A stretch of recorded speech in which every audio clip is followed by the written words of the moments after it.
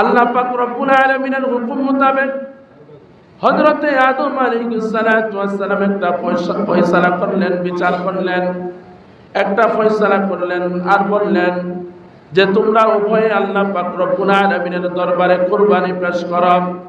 যার কুরবানি আল্লাহ পাক রব্বুল আলামিন গ্রহণ করবেন সেই ওই সুন্দরী মেয়েকে বিবাহ করতে পারবে।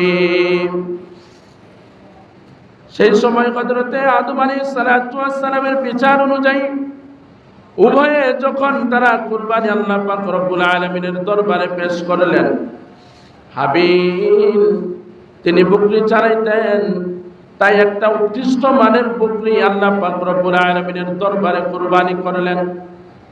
আর কাবিল তিনি কৃষিকাজ করতেন, তাই কিছু উৎকৃষ্টপূর্ণ শস্য এবং গম আল্লাহ পাক রব্বুল আলামিনের দরবারে পেশ করলেন।